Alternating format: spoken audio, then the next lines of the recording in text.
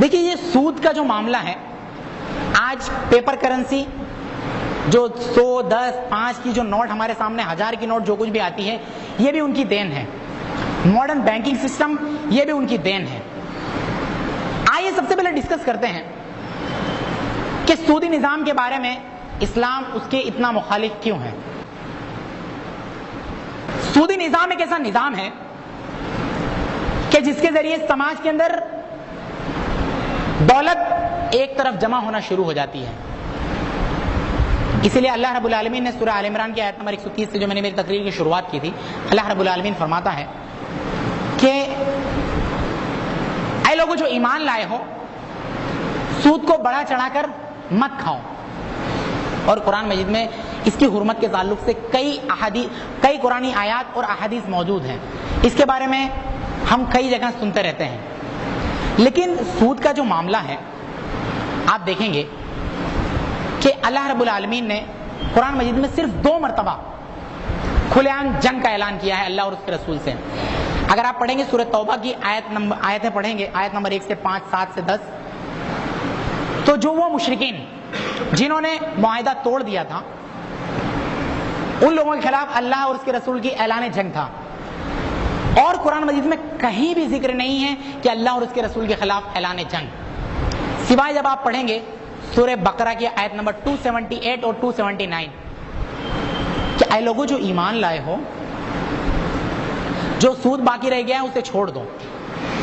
279 کے اندر اللہ تعالیٰ فرماتا ہے کہ اگر تم نے ایسا نہ کیا تو اللہ اور اس کے رسول کا اعلان جنگ ہے تمہارے خلاف. آپ سوچئے یہ سود، یعنی کہ قرآن مجید میں شرک کے بعد جس کی حرمت سب سے زیادہ بتائی گئی ہے وہ ہے سود، شرک کے بعد. لیکن یہ سود کا جو معاملہ ہے وہ صرف اسلام کے اندر ہی نہیں، عیسائی مذہب جو ماننے والے ہیں ان کے اندر بھی کچھ نہ کچھ ایسی پیشن گوئی ملتی ہے. دیکھیے عیسیٰ علیہ السلام کا جو معاملہ تھا وہ ایک دم پیار لے کر آئے تھے اس دنیا کے اندر. کہا جاتا ہے کہ عیسیٰ علیہ السلام اپنی زندگی کے اندر کبھی بھی غصہ نہیں ہوئے، یہ یہودیوں کی روایت کے مطابق، کہ وہ اپنی زندگی کے اندر کبھی بھی غصہ نہیں ہوئے، صرف ایک جگہ پہ وہ غصہ ہوتے ہیں. بائبل کے اندر نیو ٹیسٹامنٹ کے اندر ایک ہے gospel of Mark chapter number 11 verse number 14 to 17.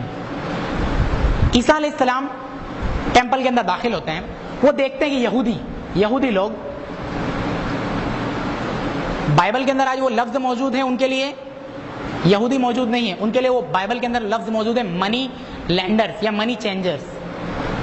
عیسیٰ علیہ السلام جب داخل ہوتے ہیں اور وہ دیکھتے ہیں وہ سب، تو انہیں اتنا غصہ آ جاتا ہے، کہتے ہیں کہ بدبختوں، کہ یہ اللہ کا گھر ہے، یہاں پہ ایک اللہ کی عبادت کری جانی چاہیے، یہ تم نے چوروں کا گھر بنا لیا ہے. بائبل کے اسکالر بتاتے ہیں کہ عیسیٰ علیہ السلام اپنی زندگی کے اندر کبھی ناراض نہیں ہوئے، کبھی غصہ نہیں ہوئے، سوائے اس انسیڈنٹ کے. یعنی کہ وہ سود خور یہودی اپنی دکان لگا کر بیٹھے تھے اللہ کے گھر کے اندر، اور عیسیٰ علیہ السلام غصہ ہوتے ہیں. اور یہ ایک ایسا انسیڈنٹ تھا، اس کے بعد یہودیوں نے پورا فکس کر لیا تھا کہ یہ ہمارا اکنامک سسٹم کے خلاف اعلان جنگ کر رہا ہے، یہ یعنی ہمارے سودی کاروبار کو یہ بند کر رہا ہے، اس لیے کسی بھی طرح اسے اب اس دنیا سے ہٹانا ہے. اور یہودی عقائد کے مطابق اور عیسائیوں کے عقائد کے مطابق وہ شولی پہ چڑھ گئے، لیکن حقیقت میں وہ شولی پہ نہیں چڑھے، ان کی موت نہیں ہوئی. لیکن دیکھیے انہوں نے کیا کیا، یہاں سے یہودیوں کی ایک چال ہمیں پتہ چلتی ہے.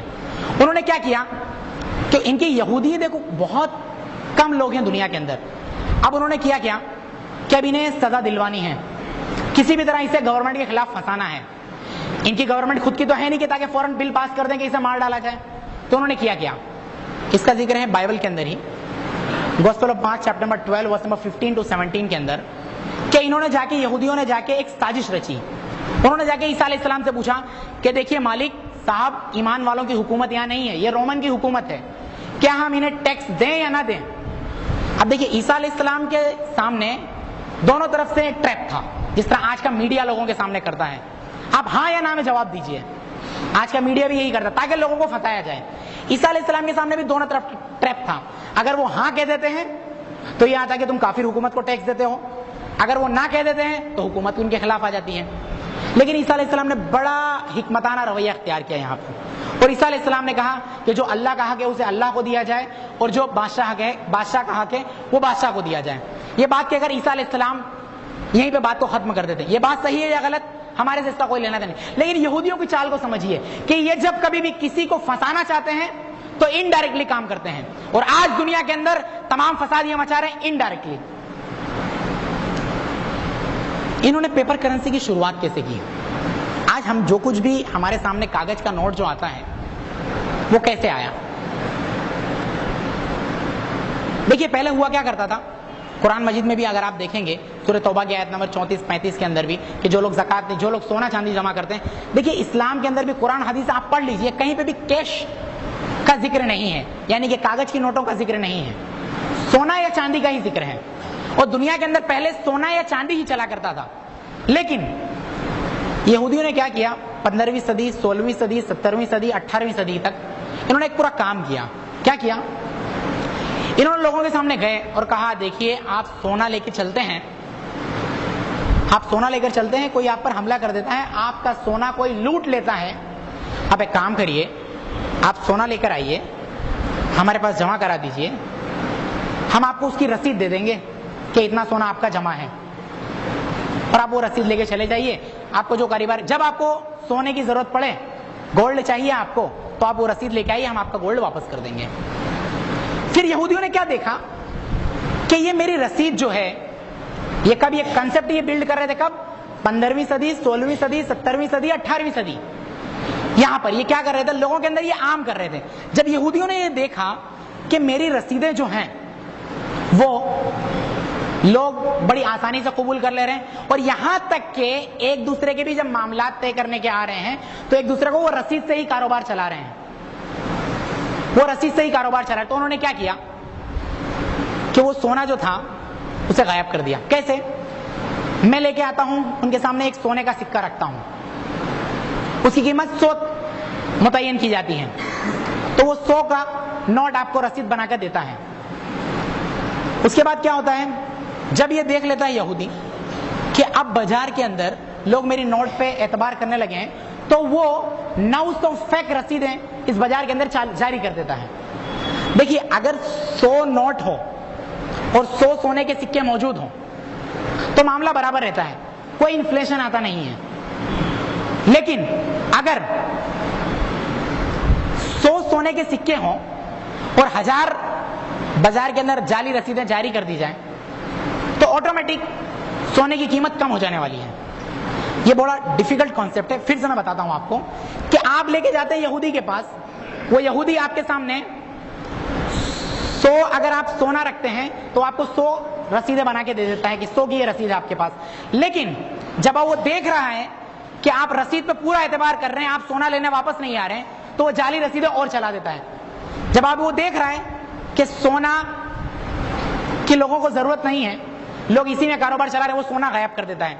फिर होता क्या था कि जब लोग ये रसीदें लेकर वापस से यहूदी बैंकर्स के पास आते थे तो होता ये था कि ये बैंक ठप हो जाता था, बैंक कोलैप्स कर जाता था, क्योंकि रसीदें 1000 की हैं, सोना सिर्फ 100 है, तो इस तरह बैंक बंद हो जाती थी, इस तरह बैंक कोलैप्स हो जाता था। लोगों का एतबार इन यहूदियों पे से टूट रहा था। छोटी छोटी जो बैंकें हुआ करती थी वो इस तरह टूट रही थी। इन्होंने प्लान किया कि क्यों ना हम जो 10-15 चोर, इन्हें चोरी कहा जाएगा, कि जो लोगों का सोना हड़प करते हैं, और कुरान मजीद ने कहा कि लोगों के सूरह बकरा की आयत नंबर 96 के मुताबिक ये लोगों का माल जमा कर, इनकी माल जमा करने की सबसे ज्यादा हिर्स इन्हीं में पाई जाती है। तो ये इन्होंने क्या किया कि हम 10-15 चोर जो अलग अलग दुकानें खोल के बैठे हैं, और एक ना एक दिन हम जब जाली रसीदें जारी कर देते हैं, हमारा बैंक ठप हो जाता है, लोगों का एतबार उठ रहा है, तो हम क्या ऐसा करते हैं कि हम सब लोग जमा होकर एक यूनाइटेड होकर बैंक बनाते हैं। आपको पता है वो बैंक उन्होंने जब बनाया उसका नाम क्या है? आज हम और आप वो बैंक का नाम सुना करते हैं, यूएस फेडरल रिजर्व बैंक। उन्होंने ये बैंक बनाया। ये बैंक का काम क्या हुआ करता था कि हर जगह से लोगों से सोने ले लो, रसीदें बना कर दो, और जाली रसीदें खूब बाजार में भेजो, और जब ये जाली रसीदें लेकर, जब ये रसीदें लेकर आते हैं बाजार में सोना लेने, हमारे पास सोना लेने बैंक के पास, تو اگر کوئی بینک کے پاس سونا کم پڑ جاتا ہے تو دوسری بینک اس کو سپورٹ کرے گی اور اس طرح ہمارا یہ سسٹم بیوقوف بنانے کا جاری رہے.